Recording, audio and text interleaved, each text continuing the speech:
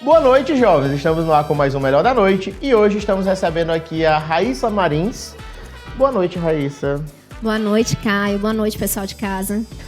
Antes eu vou te fazer uma pergunta. Gostei do nome Marins, porque Sim. É o nome do Mujica também, para quem não conhece, é Mujica Marins, um dos grandes gênios do cinema brasileiro. Tem um parentesco? Olha, eu não conheço esse parentesco. Meu sobrenome Marins vem da família do meu marido. Mas eu acho que fica bonito dizer que eu sou parente do Zé do Caixão, né? Demais! Acho que sim. Que tal? Muito. Ela que é gerente de cultura empreendedora do Sebrae Maranhão. A gente vai entender um pouquinho mais sobre isso nos próximos blocos, mas eu quero saber. É verdade que é filha de caxiense? Filha de caxiense. A família do meu pai nasceu toda aqui. Meu pai morou aqui, família Amaral, até o início da sua adolescência, quando foi morar em São Luís. Naquele tempo, né, há muitos anos atrás, tinha essa cultura do êxodo para as crianças das famílias estudarem.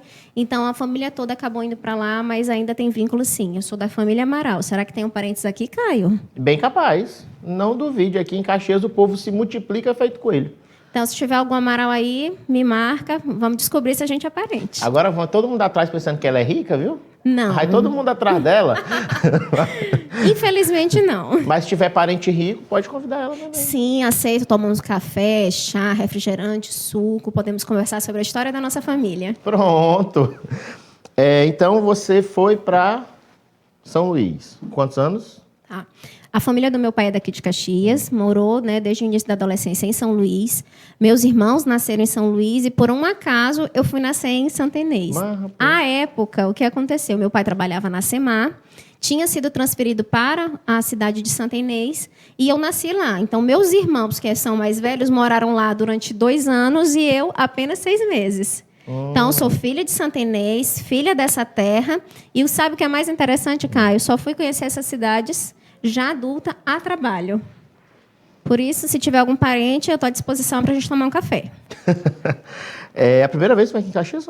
Não, eu já sou aqui assídua na unidade regional do Sebrae em Caxias. Eu venho pelo menos uma vez ao ano, faço parte desse time, tenho um carinho muito especial por essa terra.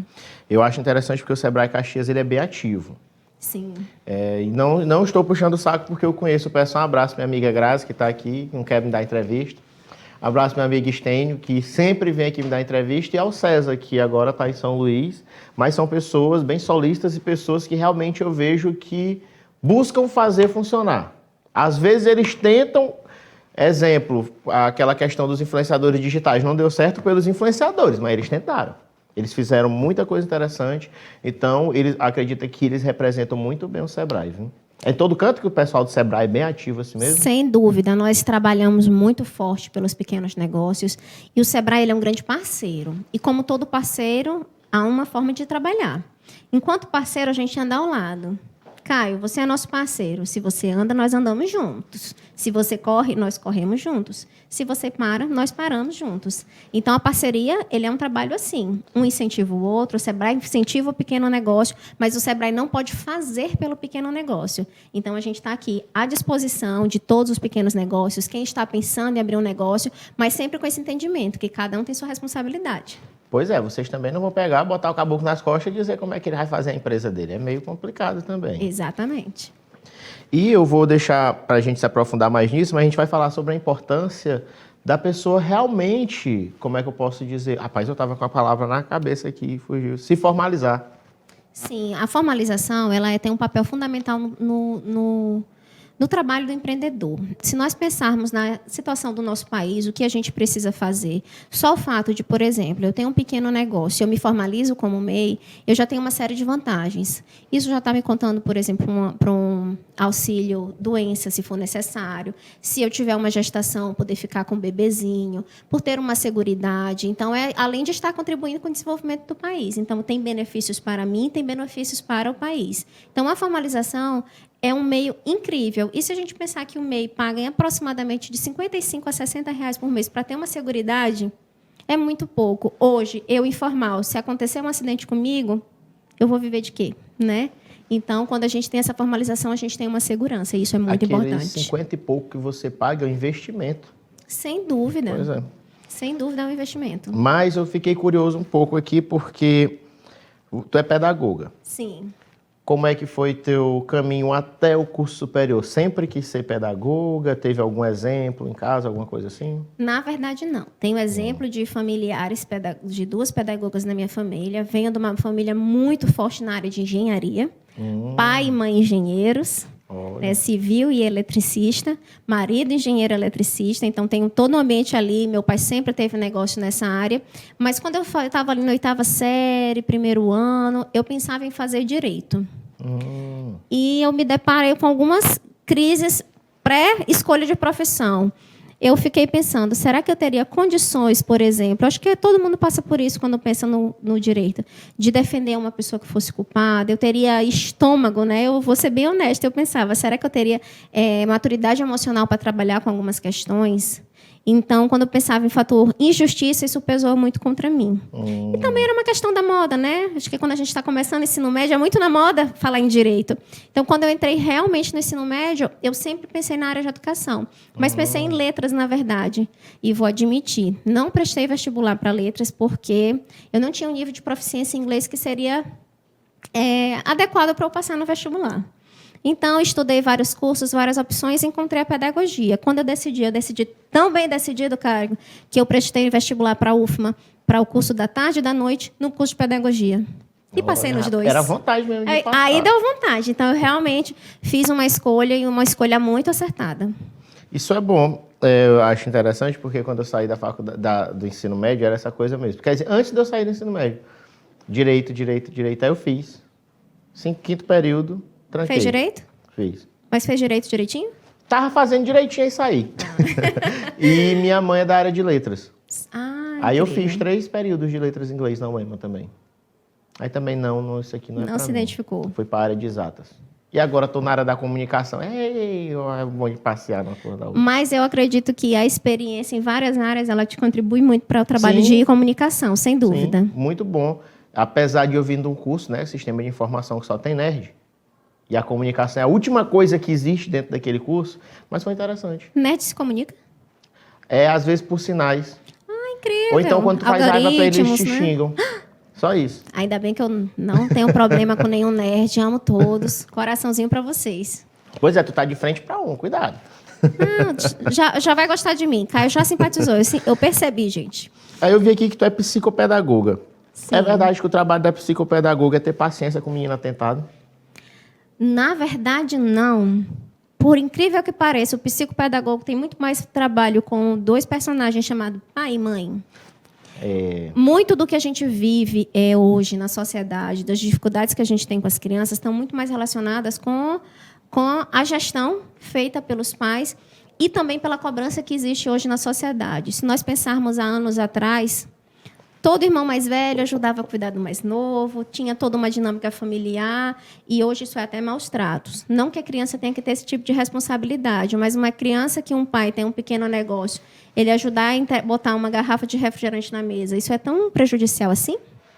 Então, são perguntas para a gente se fazer, né? Então, eu acho que muito do trabalho do psicopedagogo, do educador, de forma geral, ele está muito mais relacionado à família do que à criança em si. E hoje a gente tem uma dinâmica muito forte no sentido de tudo precisar ser categorizado. Está na moda dizer que as crianças têm transtorno e déficit de atenção. Eles foram criando outros níveis. Isso. Justamente para essa criança só um pouco desatenta. Não, mas ele está nesse nível. Hiperatividade, o menino é só preguiçoso, atenção. gente. Às vezes o menino é só preguiçoso e desatento mesmo. Acontece. E quando é hiperativo, classificado como hiperativo, na maior parte das vezes é uma falta de educação apenas. Sim. De um controle, de uma orientação dos pais. Então, o psicopedagogo ele tem um trabalho bem forte aí com a família, mas não está restrito à infância. Tu chegou a trabalhar como psicopedagoga? Não. Eu não tive interesse em me aprofundar nessa área de psicopedagogia como profissão. Mas uma coisa que é muito bonita na pedagogia, vou falar para todo mundo que faz o curso de pedagogia, é um curso que te dá base para qualquer outra área. E é um profissional absolutamente essencial. Todo cientista da computação, todo advogado, que mais? Todo letrólogo passou por um pedagogo para ser alfabetizada. Sim. Então, a nossa profissão é linda e nos dá base para tudo. A gente trabalha na escola, a gente trabalha na empresa, como eu trabalho numa empresa, trabalho no Sebrae. Justamente, daqui a pouco eu quero saber como é que você foi parar no Sebrae. Mas uma coisa que você falou e é muito interessante de tudo que a criança faz hoje em dia não é exploração, não pode. Eu vi um caso um dia desse no Twitter da criança dizendo, a criança, né, seus 14 anos, criança, dizendo que estava sendo humilhado e não aguentava mais porque todo dia tinha que lavar a louça. Por isso que eu sou a favor de dar umas porradas. Dá uns tapas no menino. Não escutem, Caio. Dá. Não. Ó, depois que o menino pararam de apanhar e o metiolate parou de arder, o menino perderam medo de tudo. Perderam medo. Mas também, se você olhar pelo lado dos pais, o nível de exigência hoje da sociedade para ver um controle sobre a criança é absurdo. Coisas que antes os pais não precisavam se preocupar, que era normal uma outra dinâmica, hoje a sociedade cobra. Você cobra que a criança esteja plenamente apresentável, comportada o tempo todo. Mas a gente precisa de um processo de educação e isso tem uma história. A criança ela foi negligenciada por muito tempo enquanto criança.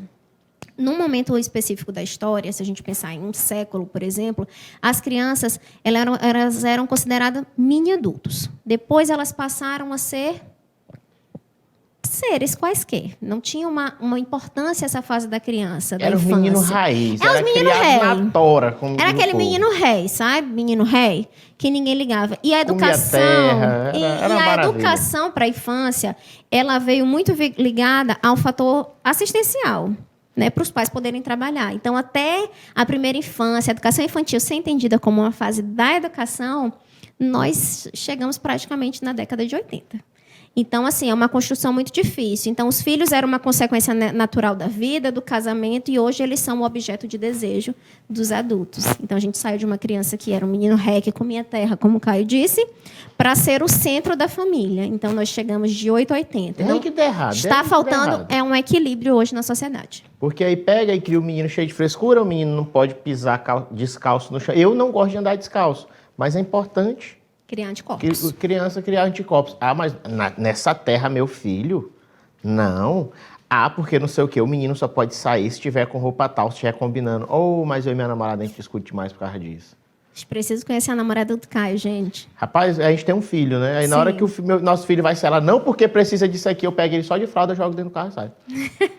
Então, precisa ter tudo, como tudo na vida, Caio. A palavra de ordem é equilíbrio. Então, não pode ser a criança não pode ser renegada, negligenciada, mas ela não pode ser aquela que define a dinâmica da família, o restaurante, o passeio, atividades, a vida não pode funcionar em torno dela. Porque isso é muito prejudicial. Ela vai se tornar um adolescente, ela vai se tornar um adulto e vai descobrir apenas na fase adulta que ela não é o centro das atenções. Aí a gente vai ter uma geração neurótica e depressiva e ansiosa. Essa coisa dos pais não quererem que o filho tenha nenhum tipo de frustração, né? É. E você sabia que é absolutamente prejudicial para o desenvolvimento neural a criança não receber não? Pois é. As neurociências hoje apontam assim, dados fantásticos. O não, ele traz maturidade ao cérebro. Então, quando um pai não diz não ao seu filho, ele não está sendo um bom pai, ele não está sendo bonzinho, ele não está agradando. Ele está limitando o desenvolvimento cerebral daquela criança. Isso é importante. Fica a dica, isso é muito sério. Eu acredito, porque eu vim de uma geração dos anos 90. A gente foi moldado pelo na volta a gente compra. Isso criou o caráter. Ainda hoje, eu tenho sérios problemas com coisas que eu vejo. Rapaz, a minha mãe disse que na volta eu compro, mas hoje eu trabalho, vou lá e compro. Pronto, não vou ficar mandando mensagem para minha mãe. A senhora estragou minha infância. E a gente conversa quando chegar em casa. Não é, rapaz, era só, olha, em casa a gente conversa. É que nem o cara quando cresce. Isso vai pra vida, isso é mal de mulher, é. Porque você começa a namorar, a mulher olha aqui do nada. Em casa a gente conversa, o cara, meu Deus, que diabo foi que eu fiz? Eu nem me mexi. Eu não olhei pra ninguém. Porque aí quando chegar em casa, ela podia não ter nem nada pra te dizer. Mas tu conseguir encontrar o que tu fez de errado e vai contar pra ela. Pois Fica a dica pros isso. homens também, viu? Fica a dica pros caras, não se entreguem, não gerem prova contra vocês, rapaz. Na hora que ela sair em casa, a gente conversa, já vem com a loucura dela, Pode conversar deixa à ela falar. vontade. É isso mesmo. É uma estratégia, viu? Porque nós somos bem espertas. Viu? A psicopedagoga, ela leva isso Ela levou isso para tratar com as pessoas. Tu é casada, né? Sou casada, mas meu marido não passa por essa situação. Olha, será? Nada. É um homem feliz. Uma esposa tranquila, parceira. Aí bota uma foto, um vídeo dela com o marido dela. Tu não é feliz, não? Sim, senhora. Sim, senhora. A última palavra sempre é a do homem, né? Sim, senhora. Sim, senhora. E assim a vida é mais feliz.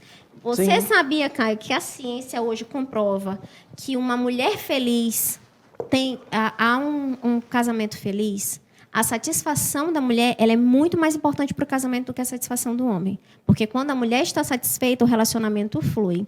Se o homem não está satisfeito, isso não tem um impacto tão grande no relacionamento. Mas a mulher, não é que ela vai infernizar, não, mas é a ciência. Eu só estou trazendo um dado. Eu achei massa que tem duas aqui só. Não, mas é um dado de verdade, de pesquisa, que hoje diz. Por quê? Porque a mulher ela tem um poder de contagiar. Não, tirando brincadeira mesmo. Ela tem um poder de contagiar. Então, se eu, esposa, estou satisfeita, meu marido pode estar até chateado com uma situação, mas ele se regozija na minha felicidade. Gente, deixa ela feliz para ela não me atormentar, gente. Pronto, essa é a dica. Deixa as esposas felizes que vocês serão longevos. Mas isso aí é verdade mesmo, porque o homem é um ser simples.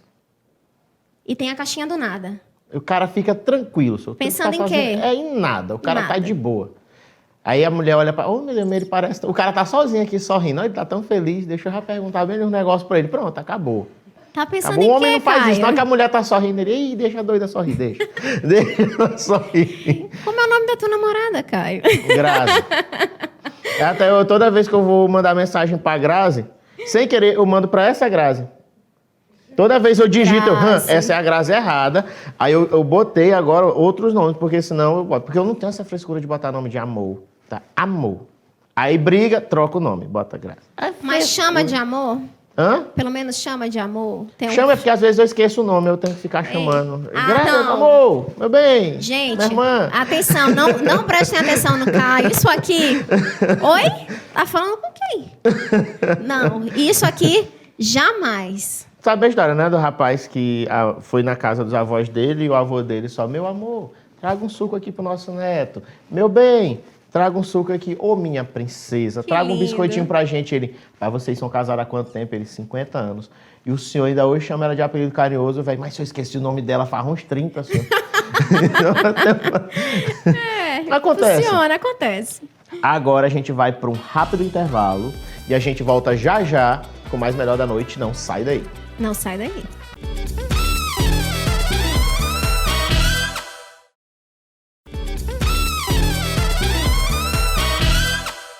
Estamos de volta com o segundo bloco do seu Melhor da Noite, recebendo aqui a Raíssa Marins. A área de pedagogia ela é uma área bem abrangente, apesar de algumas pessoas sempre fazer uma piadinha ou alguma coisa do tipo, ou querer limitar a área de pedagogia. Mas eu já vi que realmente é uma área que ela atinge diversas outras áreas. Como você falou, ela é necessária para todo profissional. E todo mundo passa por um pedagogo, né? Então, a educação básica, ela depende do pedagogo. Se você pensar que o profissional que tem um preparo adequado para trabalhar na educação infantil e de primeiro aqui no ano do ensino fundamental é o pedagogo, apesar de ainda serem aceitas outras licenciaturas, somente nós temos uma formação específica para essa atuação. E a base da educação, ela é tudo. Hoje, se a gente pensar em países de primeiro mundo, por exemplo, o grande investimento é na primeira infância, até os 6 anos de idade, porque há um entendimento que na primeira infância são formadas as bases da vida daquela pessoa, inclusive a personalidade. Então, é muito importante. E a área de educação do pedagogo, ela é muito abrangente. Se você pensar que todas as empresas no setor de recursos humanos precisa ter estratégias de formação de profissionais. Quem faz formação? É o pedagogo. Todo hospital precisa desse trabalho. O psicopedagogo ele faz esse apoio à criança, à família. Por quê? Porque vamos pensar num hospital que trabalhe que tenha um atendimento infantil de crianças internadas. Você precisa fazer um acompanhamento psicológico, mas você também precisa estimular o desenvolvimento daquela criança. O profissional que faz esse trabalho é o psicopedagogo. Então, a educação ela é muito abrangente e ela nos dá base para muitas coisas. A gente estuda muita sociologia, muita filosofia, muita antropologia. E são ciências que, por mais que haja um grande preconceito das GIAs, né, principalmente nas áreas exatas, elas te dão uma leitura de mundo muito mais profunda. E nisso a gente assim, dentro do curso de pedagogia, isso é muito interessante porque é muito aprofundado. Mas achei interessante esse certo preconceito que existe aí com as GIAs, né?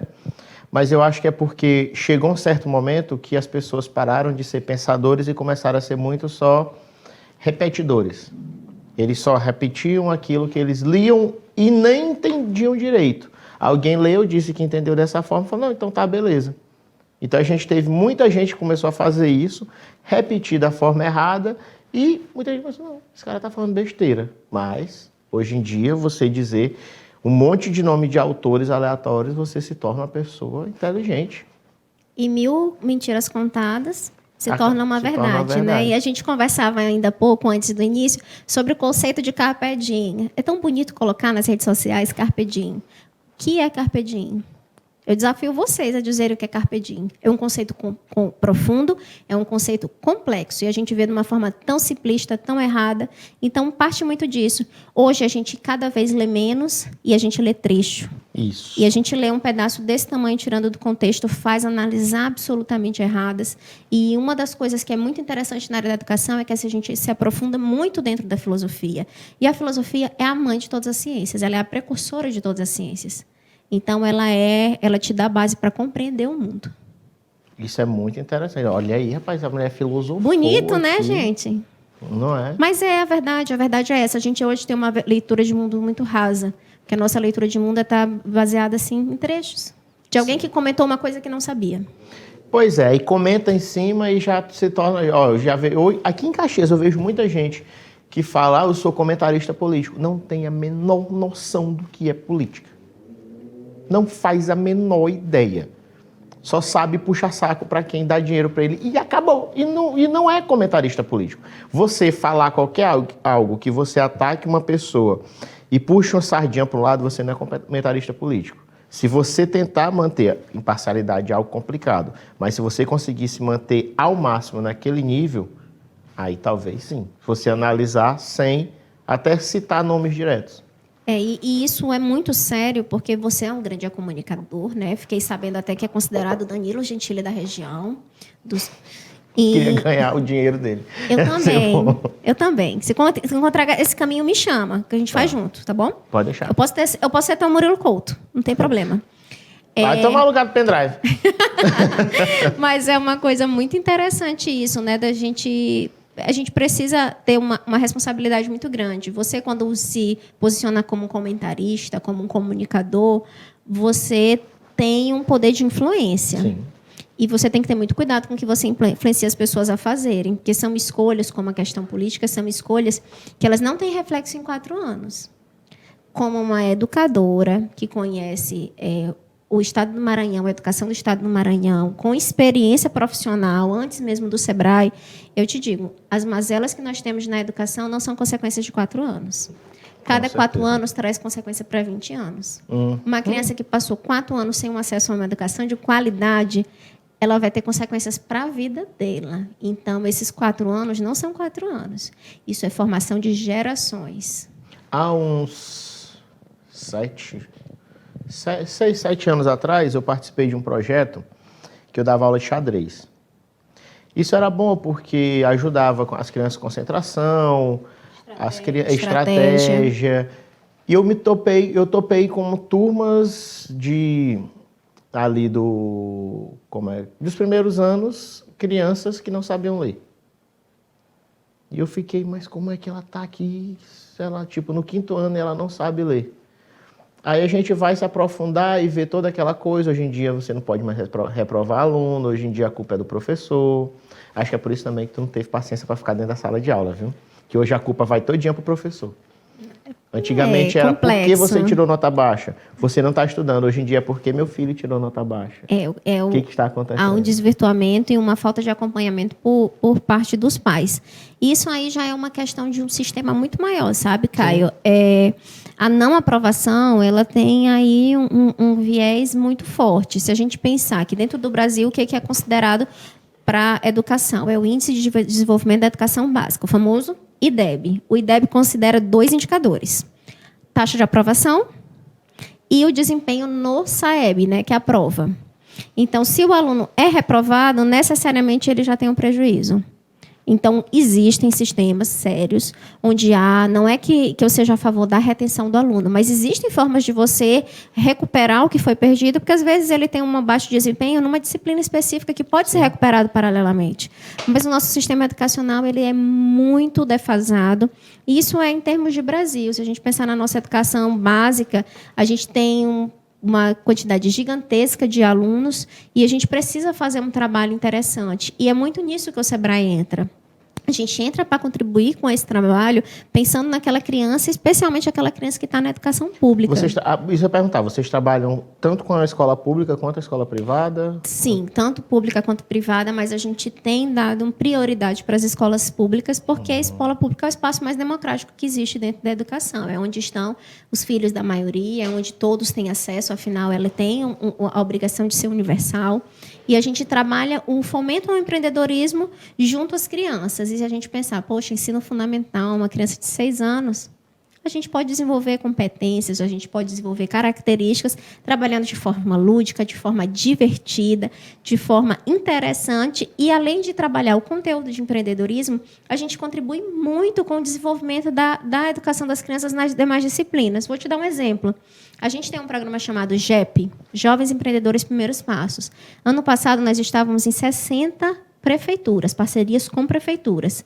As crianças elas desenvolvem um pequeno plano de negócio, desenvolvem um pequeno negócio e combinam numa feira do empreendedor. Isso, uma criança de 6 anos, no primeiro ano, até o 9º ano. Não é uma forma interessante de fazê-lo ler, não é uma forma interessante de estimulá-lo a aprender matemática, não... Todos os anos versam pelo tema sustentabilidade, então a gente trabalha com ciências naturais. Então, é um trabalho que fomenta o empreendedorismo e que, ao mesmo tempo, torna a escola muito mais interessante, muito mais estimulante e que dá também esse subsídio para o professor fazer essa inter-relação, né, e contribuir com o desenvolvimento do conteúdo que já é trabalhado. Eu vejo muitos casos, assim, porque eu também sou professor, do 6º ao 9º ano. Sim. E eu vejo muitas crianças muito espertas, algumas espertinhas até demais, e a gente vê realmente que eles são bem evoluídos. Eu peso pelo lado de, por que não utilizar essa esperteza e essa inteligência dele para fazer ele ter curiosidade por algo que vá realmente ajudar ele? Como eu sou da área de informática, eu fico falando coisas que fazem ele pensar na área de informática. Legal.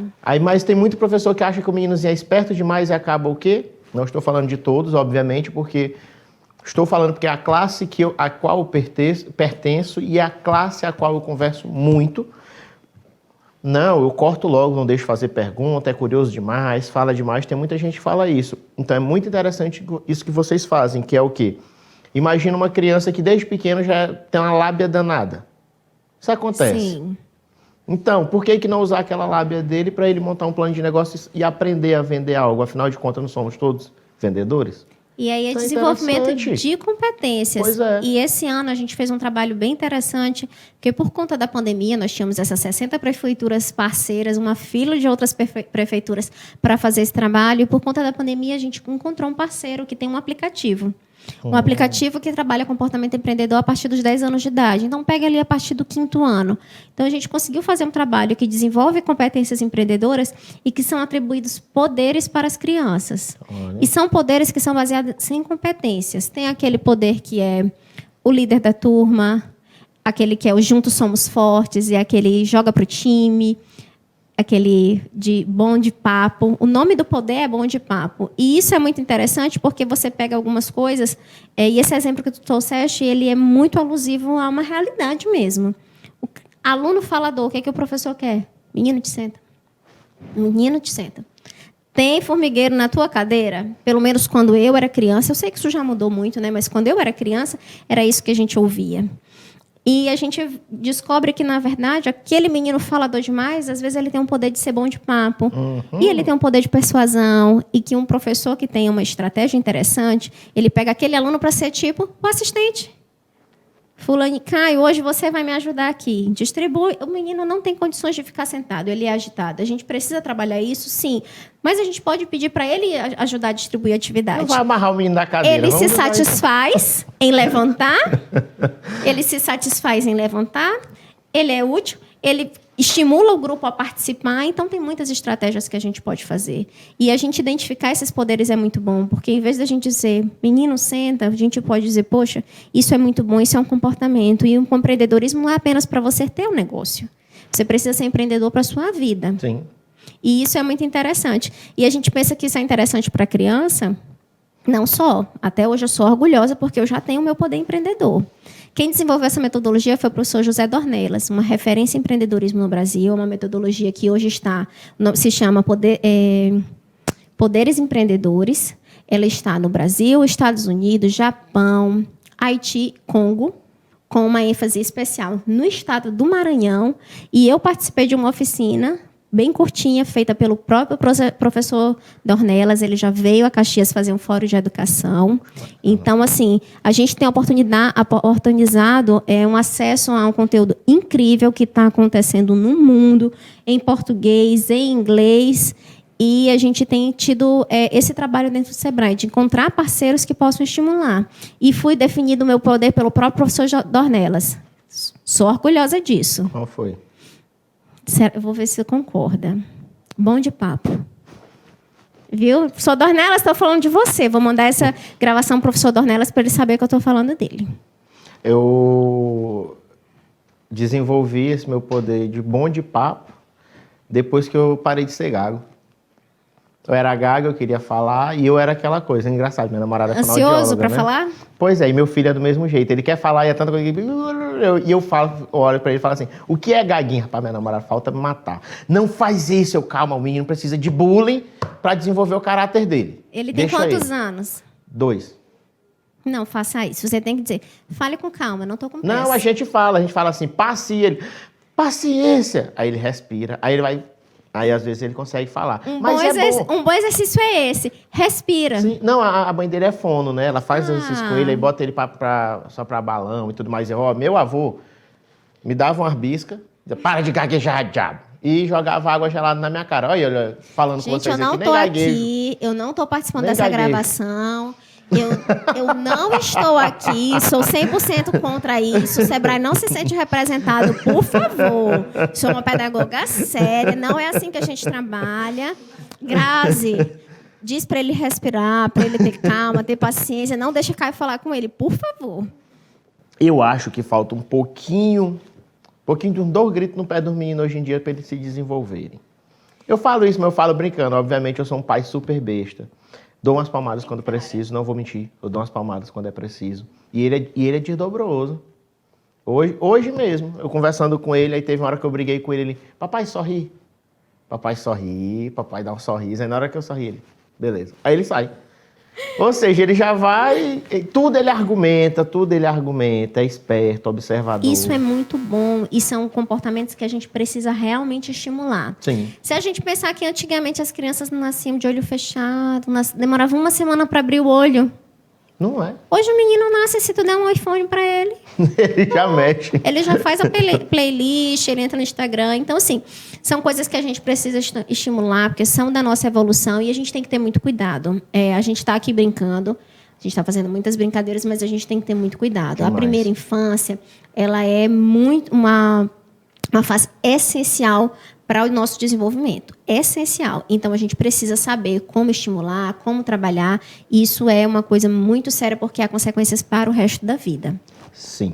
Principalmente se você criar a criança ela achando que é o dono da casa. Centro do universo. Centro do mundo. Então, aí, nem 8 nem 80. Cara. Aquela coisa, vem à rua e mostra que não é. Então, a gente precisa, a palavra de ordem, equilíbrio. Justamente. A gente vai só para mais um rápido intervalo e a gente volta já já com o Melhor da Noite. Não sai daí.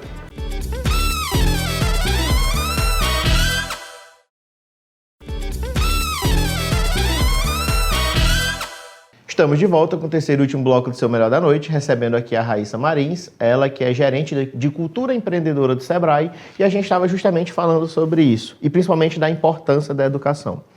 Raíssa, eu sinto falta de ter tido uma educação que me voltasse mais para o lado do empreendedorismo. Isso eu falo na escola. Em casa eu tinha que meu avô foi comerciante desde sempre. Até para convencer ele para a gente ganhar as coisas, a gente tinha que vender nosso peixe, que era, por quê? Então a gente tinha que ter aquele papo. Mas eu sinto falta de ter tido isso na escola. Você acha que deveria ter a disciplina de empreendedorismo, ou pelo menos alguma coisa do tipo, economia, nas primeiras séries ali? Sim, isso é muitíssimo importante, Caio, porque às vezes a gente pensa em empreendedorismo somente como desenvolvimento de empresa.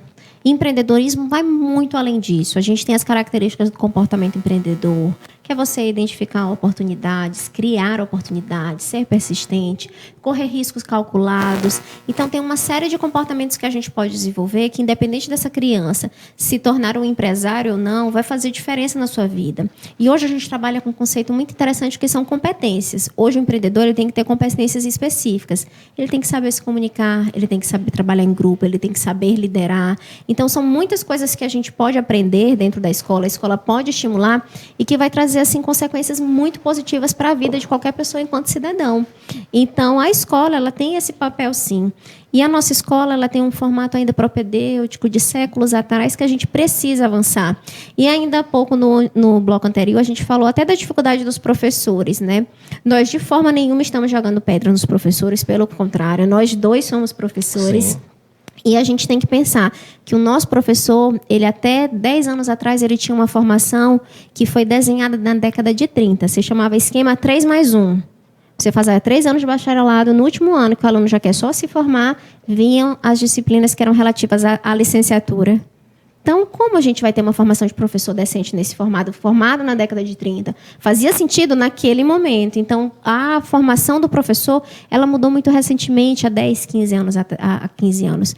Então, a gente vem aí de uma geração de professores que também não tiveram acesso a tudo isso, professores Sim. que não sabem o que é empreendedorismo e que muitas vezes têm essa visão de que empreendedorismo é só ter negócio. Empreendedorismo é comportamento. E um comportamento a gente pode desenvolver em qualquer momento da vida, mas se é estimulado na infância, as consequências são muito mais longas, né, e positivas. Eu vi um dia desse um texto, rapaz, eu não vou, eu vou ser bem sério, eu xinguei. Eu fui lá e xinguei, o Instagram até me perguntou, você tem certeza que você quer botar esse comentário? Vocês já tentaram xingar no Instagram, gente? Você aí de casa, tente xingar aquele seu amigo só de brincadeira.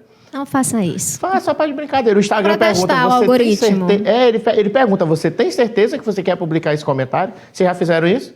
Oh, mas é só gente do coração bom. Né? Quase todo dia isso acontece comigo. Eu quero. Por quê? Ele colocou, um rapaz escreveu um texto dizendo que estavam romantizando o empreendedorismo. Como se fosse algo bom, mas estavam formando uma base de exploradores. Rapaz, isso me deu um ódio. Aí a gente vê o nível de profundidade da pessoa, né? Uma pessoa dessa, falo sem medo de estar errada. É uma pessoa que tem uma visão de que o capitalismo é algo selvagem, algo péssimo, que só traz mazelas. O capitalismo está baseado, sim, na desigualdade, mas a desigualdade não tem nada a ver com miséria. Vamos pensar em países bem desenvolvidos, países de primeiro mundo, melhores salários do mundo. Suíça. É capitalista, sim.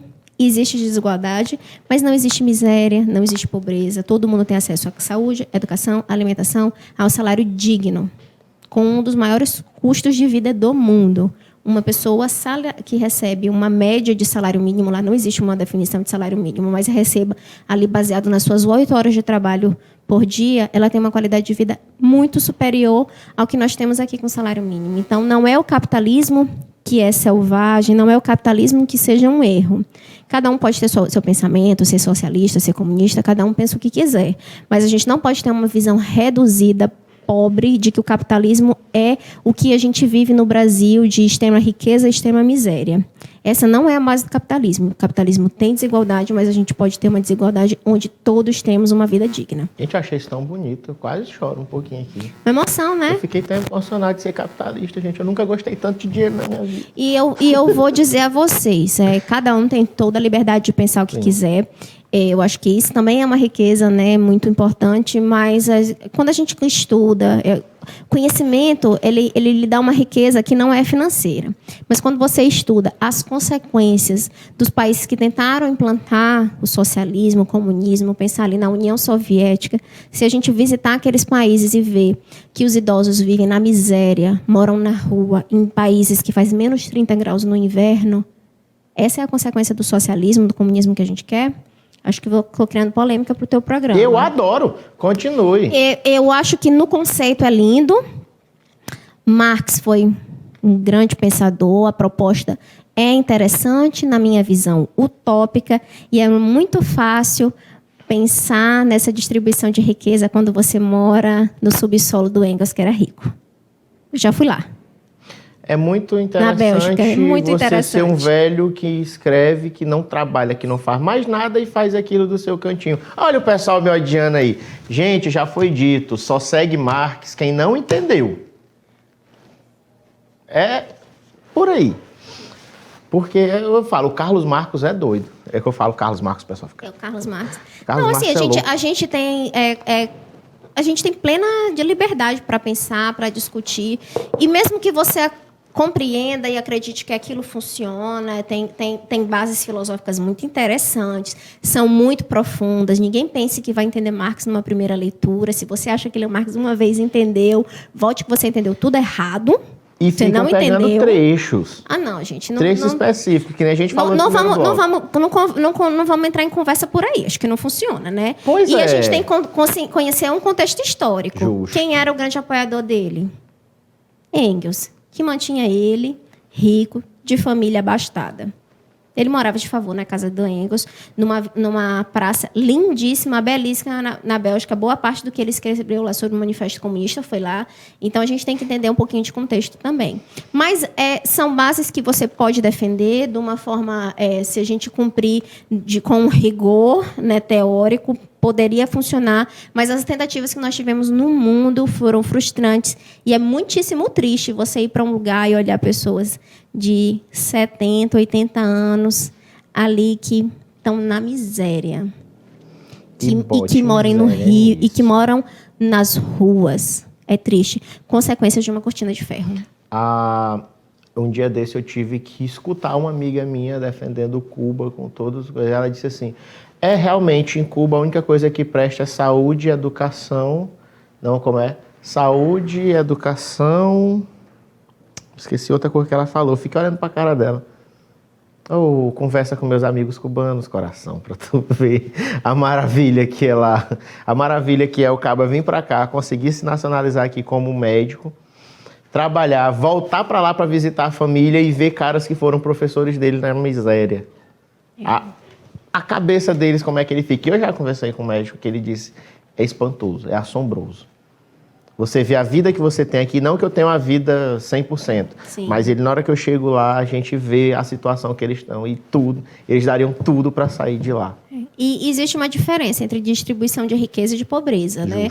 Se você pensar em, não vou dizer todos, eu não posso dizer, né? Mas em boa parte dos países que participaram da União Soviética, se você conhecer as construções nababescas, absurdamente lindas, extraordinárias, que foi utilizado o dinheiro que poderia ter sido para educação, saúde, qualidade de vida do povo, a gente vê que não funcionou. Mas, assim, com todo respeito a quem pensa de uma forma diferente, eu acho que num formato utópico, de forma utópica, há um sentido. Acho que também houve uma manifestação de ódio, né, contra algumas classes. Eu acho que a gente tem que ser muito cuidadoso com a leitura, mas muito do que a gente vê é isso. Vocês sabiam que o segundo maior prédio público do mundo está num país que fazia parte da União Soviética? Não. Da Romênia. Em Bucareste, o parlamento, ele é o segundo maior prédio público do mundo. Ele nem chegou a ser concluído. Ele é o primeiro em peso, porque ele é todo feito de granito. E ele não foi concluído com a sua obra original. Porque, na época, o ditador Sussô, ele chegou... não conseguiu concluir, porque foi na época do final da União Soviética, 89, até 91, isso ter se instituído. Então, o povo que vivia na miséria, enquanto a escada onde ele subia foi feita 3 vezes, porque não estava na altura correta. Toda de mármore Carrara. Então, assim... quando a gente está distribuindo riqueza, eu acho que isso é maravilhoso. Porque nós temos grandes países capitalistas que vivem não socialismo, mas que têm um empenho social, que trabalham com o estado de bem-estar social. Isso é muito rico, a distribuição de riqueza. Agora, um governo rico com um país pobre, um povo pobre, eu acho que isso não funciona em lugar nenhum. E eu acho que a gente vê isso bem de pertinho também, nem precisa ir para tão longe. A gente precisa refletir muito do que defende, mas defenda o que quiser. Eu acho tão massa que ela dá uma lapada e depois ela termina de uma forma fofa. Não, e estou à disposição. Graças a Deus não tem Instagram, ninguém vai poder me xingar lá. Oh, vão lá, me xinga no meu, vai lá, adoro os haters, Não, mas cara. a gente pode conversar agora sim. Conversa profunda. Não me venha com trecho que eu acho que eu já devo ter lido muita coisa de Marx umas 3, 4 vezes. Mas eu vou só dar a lapada antes da gente continuar. É o seguinte, é muito fácil você reclamar quando tá a mamãe fazendo o seu Nescau e o papai pagando o seu iPhone. Aí você olha pra mim, mas tu veio também de uma formação muito boa. Sim, eu fui mimado pelo meu avô me dava tudo que eu queria. Só para vocês terem ideia. Nunca neguei, mas meu avô também me ensinou a trabalhar e a correr atrás do meu dinheiro. Fui sustentado pela minha mãe. Se eu quisesse até agora eu seria, mas eu preferi sustentar meu próprio filho ao invés de vocês que, inclusive, joga filho nas costas da mulher para sustentar. Voltando. Eu não conheço vocês, eu não posso dizer isso, mas aqui, se tiver algum Amaral, convite para o café, continua de pé. Viu? Tá aí. Voltando. Sim. É muito interessante para você ver, né, as voltas, né, que uma simples pergunta... Nem lembro mais a pergunta, cara. Foi a questão se tu achava interessante aplicar o empreendedorismo na educação básica. Totalmente. E eu citei sobre a questão de que falaram que a romantização, né, do empreendedorismo estava criando uma base de novos exploradores. Que é uma coisa interessante que eu também acho na questão do empreendedorismo, é você saber se portar no próprio mercado de trabalho. Sim. A gente conversa muito sobre isso aqui com pessoas de diversas áreas. Você se forma em qualquer área hoje em dia. Sim. Engenharia, ou você é médico, é uma questão mais fácil. Querendo ou não, tem vários, do médico, em basicamente todo lugar precisa-se de um médico, bons médicos. Mas qualquer área que você se forma, você sai sem saber, sem ter a menor ideia de como funciona o mercado de trabalho. Isso. Você sai e tu vai ter que se virar. A gente entrevistou uma advogada que hoje em dia ela trabalha fazendo outras coisas e também como influenciadora digital. E ela falou, quando eu terminei, passei no AB, falei, e agora? O que eu vou fazer? Então, essa base do empreendedorismo, essa noção de negócio, ajuda a pessoa até se comportar, a saber como ela vai se portar depois que terminar o ensino superior. Uma pessoa empreendedora, ela já tem um planejamento antes dela se formar. Seja para abrir um negócio, seja para saber como ele é interessante para o mercado. Então, na hora que a pessoa fez essa crítica dizendo que romantiza a exploração ela é uma coisa específica do capitalismo. Então, foi uma forma velada de criticar o capitalismo. A gente vende, na verdade, a mão de obra. Eu vendo o meu tempo, meu trabalho, meu estudo. Eu cobro um preço baseado no que eu estudei, no conhecimento e o que eu posso entregar para a empresa onde eu trabalho. Não é assim que funciona? Então, uma pessoa que tem um perfil empreendedor, empreendedorismo é comportamento. Gente, você desenvolve comportamento com 1 ano, 2 anos, 70, 100 anos. Em qualquer idade a gente pode aprender. Em qualquer idade, não existe limite para aprender. Então, você vai desenvolver comportamentos que vão te dar possibilidades até de pensar, não, eu não quero abrir um negócio. Às vezes você não tem interesse, mas você sabe o que é que o mercado busca. Então, se eu estou me formando como pedagoga e eu quero trabalhar numa escola, eu já tenho um perfil que me fez, né, porque eu fui estimulada a ser empreendedora, a ter um comportamento diferente, que já fui pesquisar no mercado o que há de novo. Vamos pensar esse ano. Quantos professores conseguiram se diferenciar no mercado nesse momento de pandemia? Educação à distância não é fazer o que fazia presencial diante de uma câmera. Então, quantos profissionais não se destacaram nessa área porque identificaram? Isso aqui é um nicho, isso aqui é uma oportunidade de negócio e eu posso me esmerar, eu posso me destacar dentro da multidão. Então, o empreendedor, ele sempre está um passo além. Por quê? Sim. Porque ele corre riscos, mas ele calcula o risco de ir até aqui, o risco de avançar e o risco de ficar parado. Justamente essa parte interessante. Quantos professores realmente fizeram a diferença? Eu acho até, eu estava brincando com a mãe, que eu falei que ela dando aula parece que ela está na sessão espírita. Ela tá, alguém me escuta? Vocês estão aí? Vocês estão me ouvindo? Ainda tem alguém? É interessante demais, cara. Mas é porque eu vejo que a minha mãe, ela vem de uma época, não estou chamando a senhora de velha. Não, nem mas, eu. mas é porque ela vem de uma época que o estilo dela da aula é um. Sim. E você precisa de um feeling. É muito Sim. difícil. Olha, eu te digo, pessoalmente, eu gosto muito de dar palestra, eu gosto muito de me comunicar, eu falo bastante, acho que deu para perceber, eu gosto de falar. Mas quando a gente parte para o digital, se você não consegue ver o teu interlocutor, isso é um pouco mais difícil para uma pessoa com o meu perfil, porque eu trabalho muito com feeling. Eu vejo se as pessoas estão prestando atenção. Se tiver um na multidão prestando atenção em mim, eu foco nele. E as outras pessoas vão começar a olhar para ele para saber por que eu estou olhando para ele, vão começar a prestar atenção em mim. E isso é uma estratégia que eu tenho. Então, eu preciso disso, desse contato visual. Isso me facilita na hora de trabalhar. Então, às vezes, não é que a tua mãe não tenha conseguido trabalhar com a tecnologia ainda. Isso é um processo. Ela vem se adaptando. Mas é porque, às vezes, você tem um perfil que precisa muito do feedback. Enquanto tem pessoas que, quanto menos tiver gente conhecida, enquanto estiver falando com a câmera, se desenvolve muito melhor. Então, são perfis. A gente precisa respeitar os perfis e trabalhar as nossas deficiências. Então, hoje, eu trabalhar com uma câmera, eu tenho muito mais facilidade do que há 6 meses atrás. Tipo eu aqui, estou conversando com você. Você pode estar estirado no seu sofá. Você pode estar do jeito que você estiver. Eu não faço a menor ideia se você está com roupa ou sem. Não faço a menor ideia do que você está fazendo enquanto você está me assistindo. E me sinto super confortável com isso. Sei nem se vocês são bonitos, para eu ficar olhando para a cara de vocês. São. Aí vocês olham para mim que sou fofinho, viu? Raíssa, eu gostaria de agradecer. Cara, isso foi uma aula. Quando é que tu vem aqui de novo pra gente trazer aqui Me convida. de novo? Grazi, olha, eu tô sendo requerida, tá? Eu venho vendo? aqui. Não vamos tocar em temas polêmicos. Não, mas aí não tem graça. Não, mas aí eu venho tocar em temas polêmicos enquanto pessoa física, tá? Eu, Raíssa Marins. Não, mas você está aqui como e Raíssa. a gente pode falar, mas foi muito bom.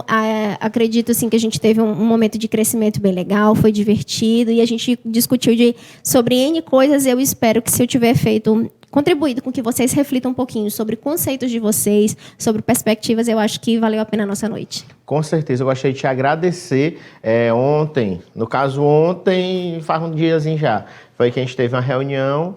E na hora que eu escutei ela falando, do jeito que ela falou, na hora que terminou a reunião, até que dia tu fica aqui? Vamos gravar. O Ítalo até virou, rapaz, tu já quer levar ela para dar entrevista, mas é claro. Claro, se eu tô aqui tem que aproveitar, né, Adorei gente? que você dê esse tempinho aqui pra gente, essa aula pra gente, então muito obrigado. E espero que junto aí o Start, o Cocais Valley, o Sebrae, a gente tenha mais projetos e que você esteja junto aí, dando esse apoio pra gente, viu? Muito importante. Obrigada. Uma excelente noite pra você, realmente, muito obrigado. Obrigada, um abraço a todos vocês. E a vocês de casa, meu muito obrigado. Até a próxima.